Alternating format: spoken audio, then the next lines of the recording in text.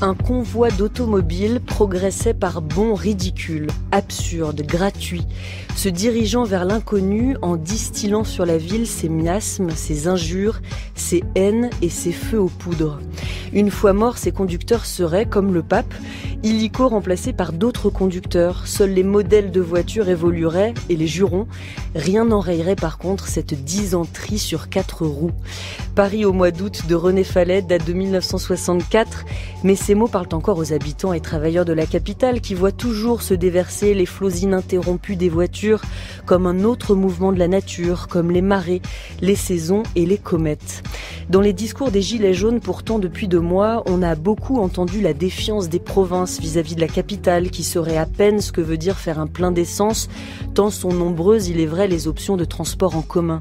La mobilisation d'hier promettait de confirmer encore cette fracture entre les grandes villes, les zones dites périphériques et la ruralité. Au lendemain d'une mobilisation à laquelle 283 000 personnes, selon le gouvernement, ont pris part et qui continue encore par endroits et dont on ne sait pas ce qu'elle va devenir, que nous dit réellement la cartographie de la colère ? Nous, avec madame, on a 2 voitures, on fait 80 km par jour, donc on a 160 bornes à nous deux.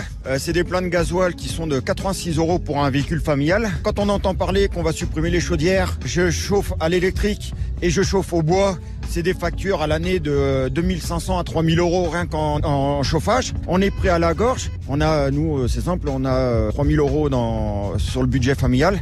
Et on atteint des fois 3002, 3005 de dépenses, sans faire de sortie, sans aller au cinéma, sans restaurant, rien qu'à payer les dettes qu'on a à payer. C'est des salariés qui sont dans la rue, hein. C'est pas des RMI, c'est pas des RSA, c'est des salariés qui sont dans la rue.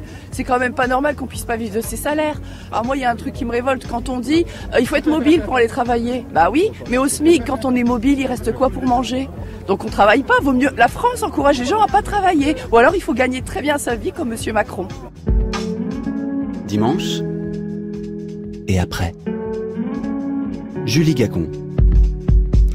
Témoignage recueilli par Stéphanie Glésis en région lyonnaise et Hervé Pochon en Picardie. Bonsoir Hervé Lebras. Bonsoir. Merci d'être avec nous ce soir. Merci d'être là pour décrypter la carte de la mobilisation d'hier. Vous qui les décortiquez, ces cartes en tant que démographe, directeur d'études à l'EHESS, vous qui les questionnez sans cesse, ces cartes, qui les faites se recouper entre elles et qui aussi les dessinez vous-même. Celle de la mobilisation d'hier, vous l'avez croquée déjà ? Vous l'avez dessinée ? Oui, enfin je me suis aidé des quelques informations que j'avais, mais je vais vous décevoir. Elle est peu claire parce que c'est un phénomène qui est à l'état naissant. Donc ces phénomènes-là ne sont pas encore, on pourrait dire, coagulés ou ne se sont pas encore vraiment, on y reviendra peut-être, question politique, mais ne se sont pas encore logés dans des divisions, dans des partitions de la France qui sont plus connues. Donc là, pour l'instant, on est un peu dans une situation. J'avais rencontré quelque chose d'analogue. J'avais un grand espoir en regardant quels étaient les députés qui, sous la Révolution française, avaient voté la mort de Louis XVI. Donc je pensais qu'on verrait des régions anti-royalistes et puis des régions royalistes, et la carte était extrêmement décevante parce que c'était un piquetage, parce qu'au fond, chaque individualité avait joué. C'était pas forcément parce qu'on était dans une région d'un certain type que l'élu correspondait à ce type. Les élus étaient assez particuliers, c'était aussi plutôt de la petite moyenne bourgeoisie. Et de la même manière, là, au fond, on le voit bien, dans chaque lieu où les Gilets jaunes se sont rassemblés, il y a eu un ou plusieurs meneurs qui ont un profil particulier, qui ont imposé des mots d'ordre particuliers, même s'il y a eu des correspondances entre les différents groupes. C'est pas encore coagulé, eux-mêmes vont chercher à le faire dans les semaines à venir, mais pour l'instant, on a une très grosse diversité. On a peu fait référence à la Révolution française dans ce mouvement des Gilets jaunes pour appeler à la mobilisation. En revanche, on a beaucoup parlé de mai 68. Est-ce que vous avez comparé les cartes des différents mouvements ? Ça paraît un peu... Oui, non, dans les deux cas, outrancier. Dans les deux cas, c'est assez peu sensé. Dans la Révolution française, progressivement, ce qui va se mettre en place, c'est une séparation entre une France, je dirais, provinciale, qui va notamment se réfugier dans la religion catholique protestataire et qui, au fond, va créer une carte qui est encore la carte actuelle du catholicisme en France, mais qui par opposition au jacobinisme. C'est un peu toutes les régions qui jouissaient d'une certaine autonomie parce qu'elles avaient un parlement comme la Bretagne ou bien même comme dans le sud de la France, ou qu'elles étaient même réputées provinces étrangères comme l'Alsace ou comme la Lorraine ou la Franche-Comté. Donc là, il y avait une logique on ne voit pas du tout cette logique ici. Quant à mai 68, on n'a pas vraiment une cartographie. Mai 68 a été fait par les étudiants et les étudiants sont assez peu présents pour une bonne raison d'ailleurs, dans les Gilets jaunes, parce que ils vivent au sein des grandes villes où il y a des universités et des facultés, et les problèmes de motorisation, les problèmes d'argent se posent pour eux. C'est au fond, c'est une des classes d'âge même la plus pauvre dans la population, mais les problèmes de déplacement se posent beaucoup moins parce qu'ils sont dans des grandes villes où existent des services publics. C'est vrai que les démographes et cartographes que vous êtes aimés à rappeler, à chercher des réponses aussi dans les racines chrétiennes, par exemple, de la France. Mais là, s'il est un Dieu peut-être qui a été invoqué par les Gilets jaunes, s'il en est un, c'est peut-être l'essence. Ou une religion, c'est celle-ci. On va aller bien sûr dans la nuance et dans le détail, puisque vous êtes là pour ça. Oui, ce qui veut dire qu'à un niveau plus fin, mais là on n'a pas encore de cartographie possible à ce niveau-là, certainement on va voir, on le disait à propos des étudiants, on va voir les grandes agglomérations se distinguer d'un rural plus profond, notamment, mais c'est encore trop tôt pour le dire, il semble que dans d'assez petites communes, de quelques centaines ou autour de 2-3 000 habitants, les manifestations aient eu de l'importance. Donc là, on arrive sur la question de la ruralité. C'est peut-être plutôt, s'il faut invoquer un dieu, c'est le dieu de la ruralité, ou c'est le dieu qui est un dieu beaucoup plus ambigu, le dieu du périurbain. Parce que une grande partie des problèmes vient du fait que des classes moyennes ou des classes sous-moyennes et même des classes populaires ont déserté le centre ou la proximité immédiate des grandes villes à cause du prix du loyer, mais aussi de l'achat d'un logement, mais aussi parce que elles voulaient jouir d'une plus grande surface. Et là, ça pose d'énormes problèmes. Voilà, on va voir ce qui relève du choix et de la contrainte. Et ce mouvement s'appuie en tout cas dans les paroles, dans les propos, à l'origine sur la dénonciation d'une injustice territoriale, ceux qui peuvent se passer de la voiture et ceux qui ne le peuvent pas. Alors nous sommes avec vous, Hervé Lebras, jusqu'à 19h, et on va aussi passer 3 coups de fil à 3 rédacteurs en chef et journalistes du réseau France Bleu, qui compte 44 locales réparties dans toute la France. On sera en ligne avec France Bleu Aix-Marseille, France Bleu Champagne-Ardenne et France Bleu Drôme-Ardèche, puisque c'est dans la ruralité qu'on a dit le mouvement le plus vif. Bonsoir Pierre-Jean Pluvy. Bonsoir Julie. Merci d'être avec nous. Vous êtes journaliste à France Bleu Drôme-Ardèche, vous êtes basé à Aubenas, mais vous avez suivi le mouvement des Gilets jaunes de plus ou moins près selon votre présence géographique sur les lieux, sur les 2 départements à dominante rurale. Il restait aujourd'hui quelques barrages filtrants dans la Drôme, du côté de Montélimar et même d'Aubenas. Vous étiez sur place hier. Est-ce que les appels des Gilets jaunes ont pris là où vous étiez ? Oui, clairement. Les appels ont pris. Il y avait encore aujourd'hui plusieurs lieux où les Gilets jaunes étaient présents. C'est vrai particulièrement dans le milieu rural autour d'Aubenas. Bon, Aubenas, c'est 10 000 habitants. Il y avait autour d'Aubenas à nouveau des ronds-points bloqués aujourd'hui. Et puis, dans des plus petites villes également, je pense à Vaugué. Alors là, on est vraiment dans le rural, c'est pas très très loin d'Aubenas, mais on rentre dans le rural. C'était vrai à Joyeuse aussi, où il y a eu à nouveau, il y a eu une mobilisation importante hier, et à nouveau une mobilisation aujourd'hui. Donc on voit bien que on a affaire à des gens dont ils nous disent qu'ils sont, c'était un peu la rengaine hier, très déterminés. Et qui sont-ils, surtout ces gens déterminés que vous avez rencontrés sur les points de blocage? Venaient-ils manifester contre le prix de l'essence, ou est-ce que vous avez ressenti une colère plus générale? Alors d'abord, je pense qu'il est très difficile, pour avoir beaucoup discuté avec eux, de dresser un portrait du gilet jaune. Ils sont très divers. Je vais vous prendre un exemple très simple. On est donc hier à la sortie de l'échangeur A7 de Valence Sud. Donc on est dans la banlieue de Valence, au sud de la ville de Valence. Il y a à peu près 600 personnes rassemblées sur différents ronds-points. Et j'interviewe un homme qui a une cinquantaine d'années, il est boulanger. Et il me dit, je m'en sors plus. Je ne m'en sors plus, j'y arrive plus, je paye trop de charges, je ne parviens pas à sortir un salaire. Voilà, même mon salaire, ça sert à rien que je me lève le matin, et il poursuit, je serai au chômage, ça serait quand même beaucoup plus simple, j'aurais beaucoup plus d'aide, et je m'en sortirais mieux. Et puis juste à côté de lui, il y avait justement un chômeur, qui venait lui aussi manifester, qui me disait, je touche 595 € par mois. Comment voulez-vous que j'y arrive avec 595 €? Tout ça pour vous dire que, d'abord, très difficile de dresser le portrait d'un gilet jaune. Il y avait un amalgame de revendications. Bien sûr, on parle du prix de l'essence. Tous sont d'accord là-dessus. Et puis, on va au-delà. On parle de la fiscalité, du pouvoir d'achat, mais se rajoute aussi le 80 km/h que j'ai entendu à plusieurs reprises. C'est pas anecdotique, le 80 km/h. Moi, je l'ai entendu à plusieurs reprises. Voilà. Et finalement, j'allais dire une distanciation par rapport à l'élite, quoi. Vraiment, on sentait que il y avait des gens à Paris qui nous imposaient des choses qu'on ne voulait pas. Donc, des choses qu'on ne voulait pas, c'est extrêmement vaste, hein.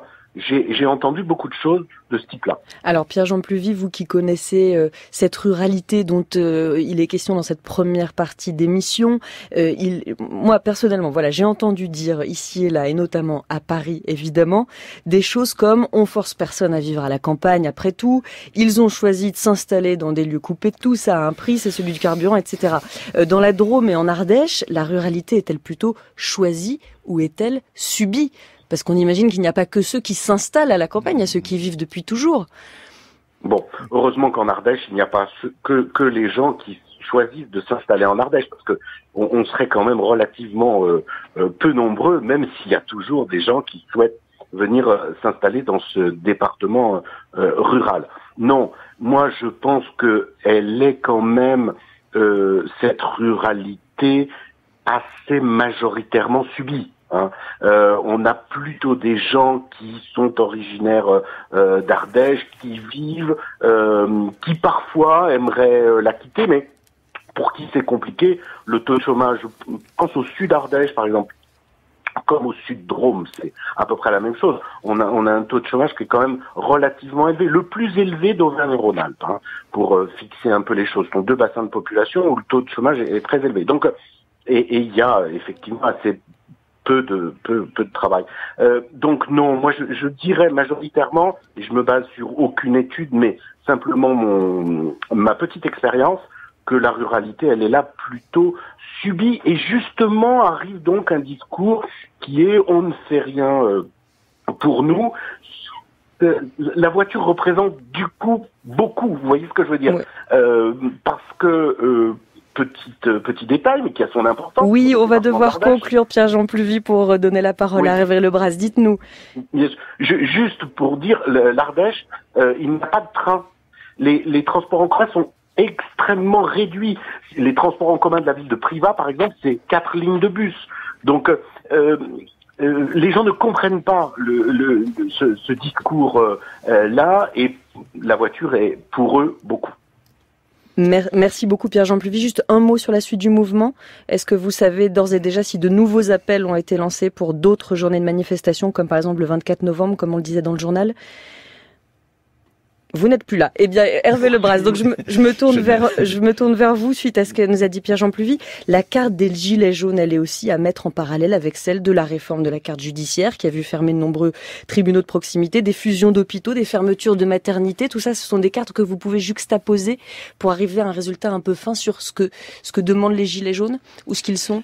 Oui, c'est pas à ce niveau-là en fait. C'est un niveau plus fin. Si par exemple on regarde la dernière élection présidentielle, au premier tour, si on juge de l'insatisfaction des personnes par le fait qu'elles aient voté pour l'extrême droite. On voit que le vote, selon la taille des communes, le vote pour l'extrême droite passe de 5% à Paris à 12% dans les grandes villes et monte sans arrêt jusqu'à des communes qui ont moins de 1000 habitants où ça dépasse 30%. Donc très clairement, c'est parce que la commune n'est plus capable d'avoir un ensemble de services. C'est pas simplement un tribunal d'instance ou une maternité, mais c'est qu'il n'y a plus aucun service dans la commune. Et s'ajoute un point suivant qui est il y a aussi une proportion très faible des catégories supérieures.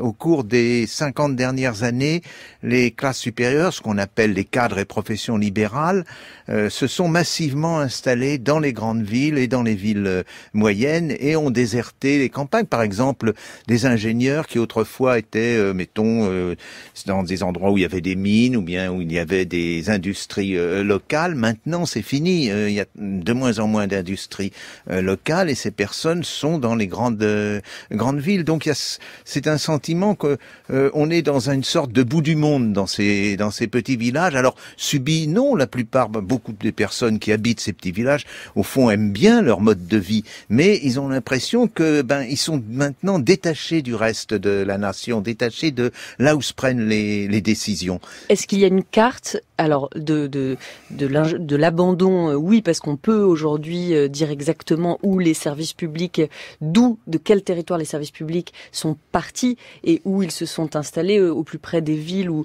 dans les grandes villes et dans les villes moyennes. Oui. Donc une carte de l'abandon, elle peut exister, mais une carte du sentiment d'abandon. Oui, pour moi, le sentiment d'abandon se reflète dans les choix politiques. Mais là, on arrive à quelque chose qui est plus compliqué parce que ce que je vous dis, c'est difficile de faire une généralité parce qu'il y a des régions de France où c'est beaucoup plus sensible que dans d'autres. Si vous prenez grosso modo, au fond, les régions du Nord-Est, les régions du pourtour méditerranéen et de la vallée de la Garonne, moyenne vallée de la Garonne, se sentent abandonnées. Elles ont un certain nombre de caractéristiques qui, en plus de ça, font d'elles qu'elles sont socialement désavantagées. Le chômage des jeunes, peu de diplômes des jeunes, les familles monoparentales, plus de pauvreté, alors que d'autres régions qui sont justement avec des petites communes aussi, comme dans l'Ouest ou une grande partie du Sud-Ouest, se portent plutôt bien et où là on ne rencontre pas les mêmes problèmes et où là les votes contestataires sont beaucoup moins nombreux. Ceci dit, quand on voit le peu que j'ai pu regarder et chercher à faire une carte des gilets jaunes, cette distinction n'apparaît pas. La colère est aussi forte dans ces endroits à l'Ouest qui se portent, par exemple en Bretagne, qui en fait globalement ont des caractéristiques, mettons, ou même en Vendée ou dans les Deux-Sèvres, ont des caractéristiques qui sont plus positives. La colère apparaît aussi forte et quelquefois même plus violente. Donc il y a quelque chose d'autre qui se passe actuellement. Donc pour l'instant, vous n'avez pas de certitude quant au fait que la dimension géographique joue un rôle dans ce mouvement, que les gilets jaunes sont vraiment représentatifs d'inégalités territoriales? Si, ils le sont, peut-être même justement, ce qui jusqu'ici n'était pas une unité dans les petites communes est en train d'accéder à une prise de conscience et que même celles qui au fond vivaient plutôt assez bien ressentent, peut-être simplement par le fait qu'elles en voient de plus malheureuses qu'elles, ressentent les difficultés qu'elles n'avaient pas su vraiment formuler. Beaucoup de phénomènes politiques aussi relèvent de prise de conscience. Et Édouard Philippe est persuadé depuis le début que les gilets jaunes, c'est l'insurrection de Monsieur Tout-le-Monde, dit-il. C'est vrai que aucun leader, et vous le disiez tout à l'heure, Hervé Lebras, n'a émergé lors de cette première agrégation des colères. Il n'y a pas de visage, ou plutôt plusieurs, et des voix. Est-ce qu'elles vous servent aussi, a priori, pour faire vos cartes? Est-ce que vous nourrissez vos cartes et vos réflexions des témoignages que vous entendez, notamment ceux qu'on a entendus dans le début de l'émission? Non, là c'est impossible pour une raison simple. Si vous voulez avoir une cartographie d'un phénomène en France, il faut pratiquement, c'est à partir de 50 000 observations que vous commencez à avoir une cartographie sérieuse. C'est pour ça d'ailleurs que dans des travaux, mettons, que j'avais fait sur les différences religieuses en France, j'avais, avec mon ami Jérôme Fourquet de l'IFOP, mis bout à bout 50 enquêtes de 1000 personnes différentes. Et à ce moment-là, on pouvait commencer à dire quelque chose. Mais avec quelques cas, les généraliser, c'est extrêmement dangereux. Par exemple, vous étiez hier à Auxerre, dans l'Yonne, en Bourgogne-Franche-Comté, et vous avez discuté avec des gilets jaunes, parce que certains étaient dans la rue, vous deviez vous rendre à un lieu de conférence. Ça a quand même nourri votre réflexion, vous en servez ensuite? Forcément, on fait mais là, on pourrait dire, on fait de l'ethnologie dans ce cas-là. Et oui, alors discuter avec eux, non, c'est eux m'ont parlé, mais vous savez, quand on est dans une voiture et qu'ils sont dehors. Vous étiez dans la voiture, d'accord. Bon, et oui, je cherchais à aller vers le centre, mais ça permet des observations. D'abord, il y avait rien que dans une ville assez petite, c'est de l'ordre de 30 000 habitants, Auxerre, il y avait plusieurs dispositifs. Il y avait des ronds-points complètement bloqués, et puis d'autres avec des passages, un pont avec un passage filtrant. Donc, on sentait une volonté de ne pas non plus paralyser la ville. Ce qui m'a frappé aussi, c'est que c'est les classes d'âge. Et c'est assez visiblement, c'était des personnes qui avaient entre 30 et 60 ans. Donc la partie active de la population, c'était aussi, là, le démographe le remarque toujours, beaucoup plus masculin que féminin. Ah bon, on m'avait dit qu'il y avait autant de femmes que d'hommes sur les piquets croisés, pas à Auxerre, pas là où vous étiez hier. Et parmi les départements qui recensaient hier le plus de blocages, des départements très urbanisés pour tourner la page de la ruralité, le Nord et les Bouches-du-Rhône. Oui. France Culture. Dimanche et après, Julie Gacon.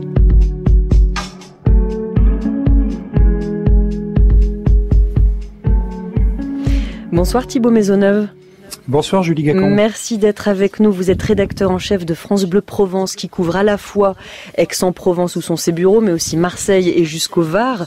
Rien à voir a priori avec la Drôme ou l'Ardèche où nous étions tout à l'heure. Vous couvrez une zone très urbanisée. On parle de métropole. Absolument. Aix-Marseille. Est-ce que les nombreux appels à manifester, à bloquer les routes ont été suivis d'effets d'après ce que vous avez constaté hier et aujourd'hui?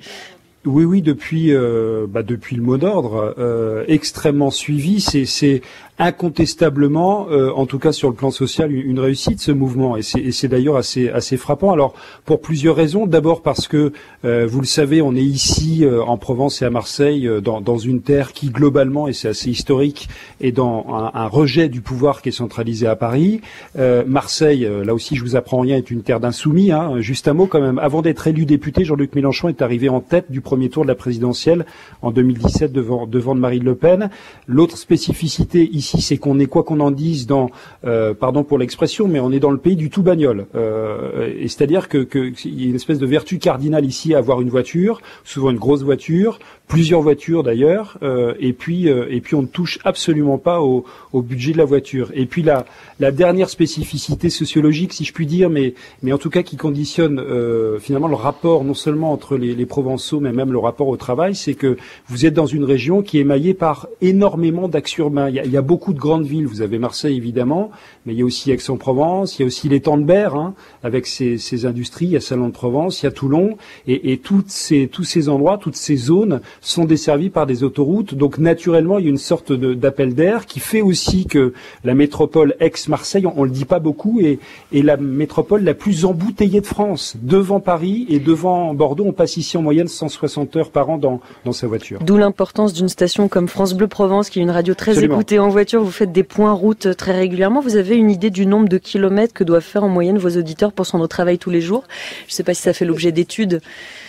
La moyenne est quand même difficile à établir, mais il n'est pas rare d'avoir évidemment des Aixois qui vont à Marseille, donc il y a une trentaine de kilomètres. L'inverse est vrai aussi. Puis vous avez beaucoup d'Aixois qui vont via la 50 et via Aubagne travailler sur Toulon.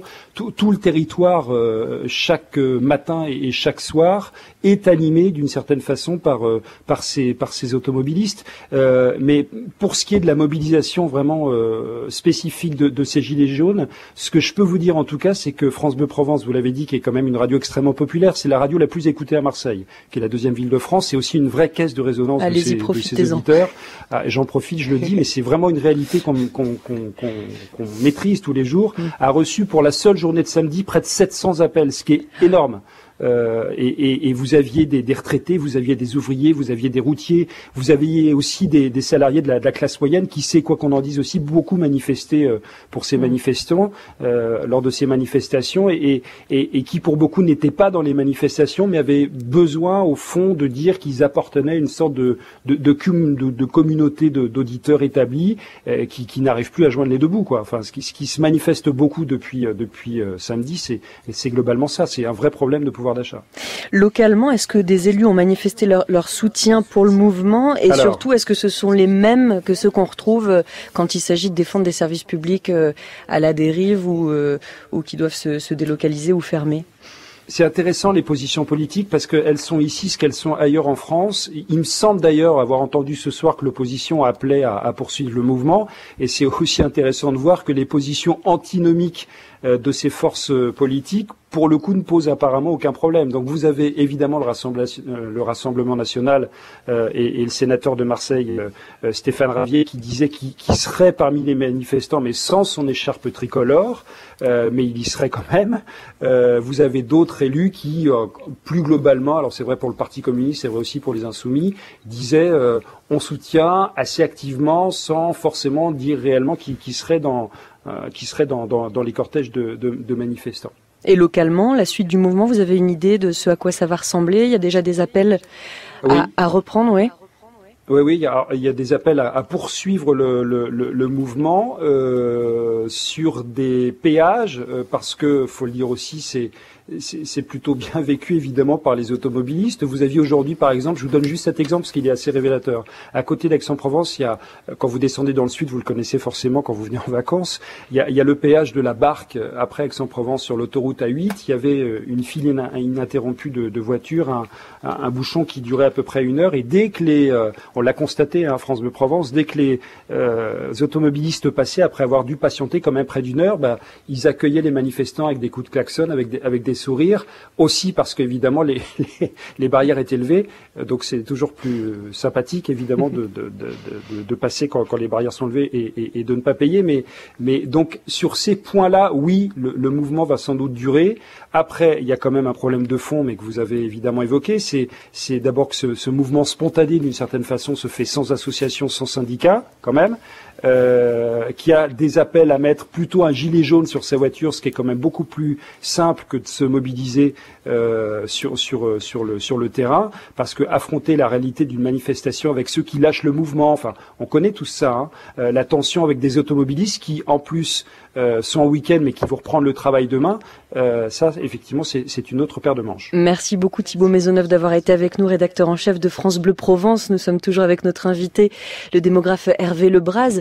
On a tenté de mesurer ensemble ce qui relevait tout à l'heure du choix et ce qui relevait de la contrainte dans la ruralité. Hervé Lebras, il faut aussi se demander ce qui relève du choix ou de la contrainte dans le fait de vivre dans le périurbain, cette France périurbaine qui paraissait aussi largement représentée hier dans les manifestations, et notamment le lieu de rassemblement, c'est symbolique, c'était souvent soit un parking, un rond-point, un centre commercial et une entrée d'autoroute. Oui, mais là, alors choisi, c'est toujours assez compliqué de voir quelle est la part de la volonté individuelle, parce que on obéit à des contraintes. Donc mais la tendance des Français, une tendance très forte, c'est de vouloir habiter dans un pavillon et donc de quitter les quartiers, pas seulement du centre-ville, parce qu'ils ont été plutôt gentrifiés, c'est-à-dire occupés par de la bourgeoisie, pas partout, mais parce que les quartiers périphériques, les premières banlieues, si vous voulez, et pour à la fois parce que les logements coûtent moins cher, mais aussi parce que on a plus d'espace et puis on pense qu'on est un peu plus près de la nature. Mais la contrainte, c'est qu'on est obligé, dans ce cas-là, presque toujours d'avoir 2 voitures, que c'est une vie fragile. Donc les personnes effectivement ont raison de dire qu'ils ne peuvent plus faire face à ces contraintes, mais il y a une partie de choix dont ils n'ont pas forcément toujours estimer les conséquences. C'est une population qui est psychologiquement fragilisée parce que un tout petit grain de sable dans la mécanique et c'est une conséquence très grave. Et là, le grain de sable et la hausse, qu'elle soit liée à l'État ou qu'elle soit liée au pétrole, c'est la hausse du coût du transport, du fait de la hausse du coût des carburants. Donc cette population, donc il y a une partie qui est choisie, mais elle a aussi choisi parce qu'il y avait cette contrainte du coût du logement proche du centre-ville et de l'exiguïté des logements, du manque de logements aussi qui explique le coût. Donc c'est à moitié choisi. Et dans le cas d'Aix-Marseille, c'est peut-être plus grave qu'ailleurs, ce qui explique ce que vous a dit votre correspondant. C'est d'abord une métropole où personne n'est d'accord avec personne. Ça a été voté à Paris, mais sur place, je me souviens une fois même, j'ai assisté à une réunion, tout le monde, tous les maires, notamment des petites communes, plus petites communes voisines, ne voulaient pas faire partie de cette métropole. Et du coup, cette métropole n'organise pas les services de transport. Marseille est sans doute la ville qui a les transports les plus vétustes et les plus désorganisés. Donc là-dedans, ça c'est du subi, si vous voulez, et pas du choisi. C'est vrai que les politiques publiques ont redessiné à la fois la carte des transports, ou ne l'ont pas dessinée dans certains cas. Elles ont redessiné la carte des lieux d'emploi en finançant par exemple des parcs d'activités qui relèvent, je crois, des communautés de communes. Les politiques publiques, où l'État a un rôle aussi, a tenu un rôle dans cette fracture territoriale. Oui, mais pour une fois, je trouvais que dans son intervention là dans les sous-sols du porte-avions, président Macron avait été assez clair. Bien sûr qu'il faut des services publics pour répondre à cette nouvelle forme de peuplement, à cet étalement urbain.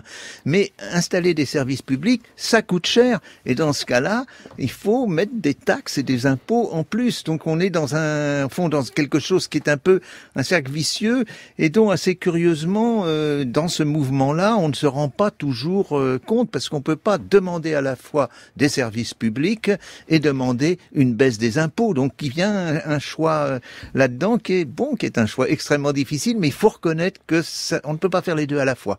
C'est ce qu'on appelle, les psychologues appellent, c'est un double bind. Certains commentateurs qui parlaient du mouvement, mais parfois pour le discréditer, ont parlé de jacquerie contre les impôts. Est-ce qu'il y a, Hervé Lebras, une géographie des injustices fiscales ou du sentiment d'injustice fiscale, c'est-à-dire que on a délaissé la question de l'essence pour plus généralement parler de ces taxes dont les Gilets jaunes se disent accablés?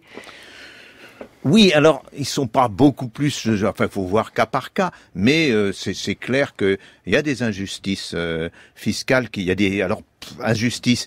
Il y a des inégalités fiscales très fortes en France, il y a un système horriblement compliqué, et les systèmes horriblement compliqués mènent à des inégalités, parce que d'abord, elles peuvent être, la société se transforme, et ces inégalités, ces systèmes de taxes ne suivent pas forcément, parce qu'il y a des petits malins, et circonstance, je pense, aggravante, il y a quand même ce début de présidence Macron avec la suppression de l'ISF pour les plus riches, même les plus riches de ceux qui payaient l'ISF, puisque les plus grosses fortunes sont celles qui comportent le plus d'actifs financiers, le plus d'actions dans des entreprises ou de possessions d'entreprises. Et ça, c'est en arrière-fond. Ça n'a bien sûr pas été ou très peu poussé sur l'avant, parce que ça mis en avant, parce que ça demande un peu plus de réflexion, d'élaboration. C'est plus dur à exprimer. Mais je crois que là-dedans, le sentiment d'abandon est aussi lié au fait qu'on s'est intéressé aux plus riches. Il y a comme une sorte au fond, de péché originel dans la présidence Macron, comme il y en avait d'ailleurs eu un dans la présidence Sarkozy, et qui est très difficile là-dedans à gérer, d'autant que, si vous vous souvenez, ce péché originel avait pour excuse la théorie du ruissellement. On donnait aux riches qui allaient redistribuer par cascade, parce qu'ils allaient créer de l'emploi. Ça ne s'est pas produit, donc là-dedans, il y a une certaine logique dans le comportement des Français, et si vous voulez, au-delà de ces inégalités locales, il y a cette inégalité générale. Ils savent aussi, et la France n'est pas la pire, mais que c'est les 1% qui ont les revenus les plus élevés dont le revenu a le plus progressé. Voilà, on s'intéresse aux Français les plus riches et aux ouvriers dont l'usine ferme, par exemple ceux de l'usine JMS dans la Creuse. On leur dit, vous n'avez qu'à trouver un travail à 30 km de chez vous.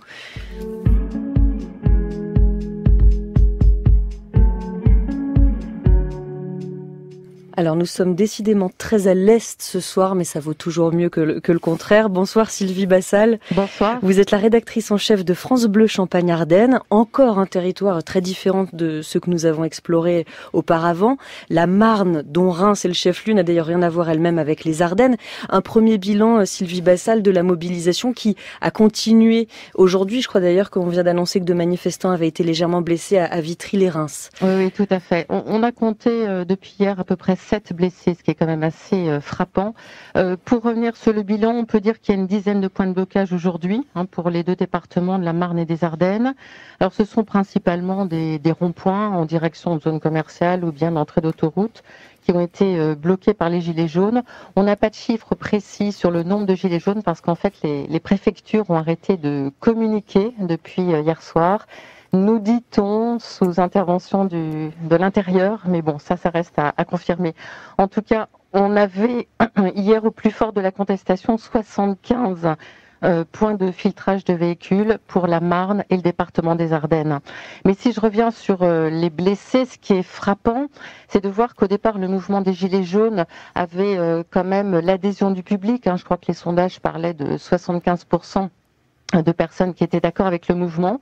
Et puis, tout d'un coup, quand effectivement il y avait des points de filtrage, il y avait des voitures qui jouaient aux quilles. Et ça, c'est quand même très choquant. On a eu 2 blessés légers sur Reims, 2 ce soir à Vitry-les-Reims, c'est dans la banlieue rémoise. Et puis 3 personnes aussi légèrement blessées et choquées hier soir à Charleville-Mézières. Et à chaque fois, ce qui est frappant de rappeler aussi, c'est que les conducteurs ont filé. Ils sont partis, ils ont sans attendre leur reste. Alors Sylvie Bassal, on est notamment dans les Ardennes, dans un territoire marqué par la désindustrialisation. De quelle manière ce mouvement a éloigné les emplois des lieux d'habitation aujourd'hui jusqu'à rendre, j'imagine, la voiture indispensable ? Mais c'est un petit peu comme partout en France. Alors c'est vrai que les Ardennes ont été sacrément désindustrialisées. Le taux de chômage, il dépasse les 12% dans le département des Ardennes. C'est 2,5% de plus, je crois, que dans le département de la Marne. Et puis c'est vrai que les Ardennes restent un territoire extrêmement rural avec beaucoup de petites communes. La voiture, ça représente la liberté de se déplacer pour emmener les enfants à l'école, pour aller chercher du travail quand l'usine à côté a fermé, effectivement, mais même pour aller faire les courses, parce qu'on sait bien que les grandes surfaces, elles ont migré loin des villes et en dehors aussi des campagnes, dans une espèce d'urbanité reconstituée. Et puis tous ces gens qui habitent à la campagne, ou les pavillonnaires aussi, comme disait votre invité, qui voulait un petit peu de campagne ou de ruralité, bien ces gens-là, ils ont vraiment besoin d'une voiture, oui, pour aller chercher un emploi, pour aller travailler. On a entendu des gilets jaunes nous dire, mais je fais 30-40 km par jour pour aller travailler. Parce qu'effectivement l'usine à côté a fermé, parce que j'ai dû changer d'emploi. Et c'est vrai que ces personnes estiment que leur mobilité est en danger. Et en fait, aujourd'hui, ils redoutent d'être assignés à résidence. Et ça, c'est une expression que je reprends à mon compte, mais que je trouvais assez intéressante. C'est une expression du géographe universitaire Jacques Lévy, qui était hier matin sur notre antenne à France Bleu Champagne-Ardenne. Alors, Champagne-Ardenne, pour faire un petit focus sur la Marne, rapidement, on est dans un département qui n'a pas de métropole, mais Châlons-en-Champagne, Reims et Pernay sont des préfectures ou sous-préfectures ou chefs-lieux de département de taille moyenne, contre qui aujourd'hui se dirige le sentiment d'injustice territoriale. Paris n'est pas loin, après tout, pour vous. Alors oui, c'est vrai que Paris n'est pas loin. Le département de la Marne, il est assez atypique parce que Reims est une sous-préfecture qui, dans le Grand Reims, totalise à peu près 300 000 habitants. Châlons-en-Champagne, la préfecture, est plus petite, et Pernay aussi, la ville dite du Champagne, où il y a des emplois privilégiés, effectivement, des agriculteurs et des viticulteurs qui sont moins confrontés peut-être à la souffrance des ouvriers ou des employés. Mais quand même, les maisons de champagne ou les viticulteurs emploient des ouvriers qui eux aussi doivent prendre leur voiture pour aller travailler. Donc en fait, je pense que cette problématique des gilets jaunes, elle touche tout le monde. Et c'est pour ça qu'on a du mal d'ailleurs à faire un portrait robot du gilet jaune. Parce que il est multiple, il a plein de visages. Ce sont aussi, on les a croisés sur les points de filtrage, des familles isolées. Il y a beaucoup de séparation. Aujourd'hui, la femme fait son chemin de son côté, le mari de l'autre, avec ou sans enfants. Toutes ces personnes doivent se loger, travaillent parfois à temps partiel. Et c'est vrai qu'on n'a pas la même vie. Et ces gens-là se sentent déclassés. On nous l'a dit, ça, cette peur d'être déclassé, d'être sur le bord de la route. Et puis les impôts, qui ne voient plus très bien à quoi ils peuvent servir, en fait. Merci beaucoup, Sylvie Bassal. Un mot, comme à vos confrères, une question conclusive sur la suite du mouvement. Est-ce que vous en pressentez pour les jours qui viennent dans votre région? Ça, on ne sait pas dire pour l'instant. Certains disent qu'ils vont faire appel aux routiers et puis aux agriculteurs, pourquoi pas. Mais par un coup de téléphone tout à l'heure à la Fédération nationale des transporteurs routiers, on nous a dit qu'il n'y avait pas du tout de mot d'ordre. Donc ponctuellement, on va surveiller ça de très près. Merci beaucoup Sylvie Bassal, rédactrice en chef de France Bleu Champagne-Ardenne, d'avoir été avec nous ce soir. Hervé Lebras, on parle beaucoup du sentiment de détestation de la province envers Paris, mais à une échelle locale, est-ce qu'on retrouve ce même sentiment vis-à-vis des métropoles, que ce soit tout à l'heure, on était dans les Bouches-du-Rhône, mais vis-à-vis d'Aix-Marseille, quand on est en Bretagne, c'est Nantes, quand on est en Gironde, Bordeaux. Voilà, est-ce que ça aussi, ça peut expliquer Non, je pense qu'il y a un sentiment anti-parisien, mais qui est très ancien, qui est lié au centralisme parisien. Mais les métropoles sont souvent appréciées par les personnes qui vivent autour. Ce qu'elles n'aiment, au fond, ce qu'elles n'aiment pas, c'est leur situation éloignée par rapport à la métropole, mais si elles avaient les moyens, toutes, au contraire, souhaiteraient vivre dans une métropole. Je voudrais dire par rapport à ce qui a été dit sur les Ardennes, justement, dans les Ardennes, il n'y a même pas une très grande ville, vous voyez. Donc les gens des Ardennes, pour certaines obligations, sont carrément obligés de se rendre jusqu'à Reims. Ils peuvent retrouver des produits ou faire des achats de produits plutôt plus rares. C'est seulement la première grande ville qui est accessible. La voiture est aussi un objet de consommation, pas seulement de production ou de travail. Et l'autre problème qui est alors cette fois-ci beaucoup plus général, c'est qui a été mon ami Jacques Lévy était cité il y a un instant, mais il a tout à fait raison de parler d'assigner à résidence. Mais pourquoi assigner à résidence? Parce que on a encouragé et on continue de le faire la propriété. Or la propriété est un obstacle à la mobilité. C'est au contraire la location qui est qui favorise la mobilité. Et quand on regarde d'ailleurs dans l'Union européenne, ce sont les pays où il y a le plus de logements à louer par rapport aux logements en propriété qui ont le plus faible taux de chômage, parce que là, la main-d'œuvre peut se déplacer éventuellement. En France, elle est en quelque sorte solidifiée à la fois par le fait que la propriété est importante, mais c'est vrai aussi en Espagne, en Italie, au Portugal, en Grèce, mais elle est aussi solidifiée par le fait que changer de propriété est très compliqué en France, avec l'ensemble des lois, des papiers qu'il faut réunir. Donc là, il y a un très gros obstacle, et il faut se souvenir que ce problème existait déjà dans la France de l'après-guerre. Et les HLM, par exemple, n'ont pas été créés pour loger des pauvres, comme maintenant on tente de les décrire. Ils ont été créés pour permettre à des jeunes couples de se rendre à proximité des lieux qui s'industrialisaient. Et d'ailleurs, la carte de la fréquence des HLM en France, c'est la carte de l'industrie dans les années 50, 60 et début 70. Donc là, on voit la connexion entre ces problèmes de mobilité, de travailler loin, et ces problèmes de résidence. Hervé Lebras, qu'est-ce qu'un démographe peut répondre à la question, est-ce que le mouvement va durer ? Non, c'est plutôt un historien, mais comme je suis aussi tout démographe, Jean-Paul Aron disait, il n'y a de démographie qu'historique. Donc je suis aussi en grande partie historien. Et à ce moment-là, mon sentiment au fond des cas analogues, et que ça risque d'être un peu un feu de fioul, de chaudière au fioul. Oui, parce que peut-être de fioul, parce que on a eu des choses analogues, par exemple avec chasse nature pêche tradition. Voilà un mouvement qui d'un seul coup a surgi en 2002 et puis qui s'est filoché assez rapidement. Et puis on a beaucoup d'autres mouvements. Les mouvements fondés comme aussi Nuit debout, si vous voulez, sur les réseaux sociaux ne sont pas assez structurés pour durer. Merci beaucoup en tout cas Hervé Lebras d'avoir été avec nous pour en parler, démographe, directeur d'études à l'EHESS. Et puis on va suivre ce que dira le Premier ministre Édouard Philippe tout à l'heure dans le 20h de France 2 et les annonces qu'il va éventuellement faire. Voilà.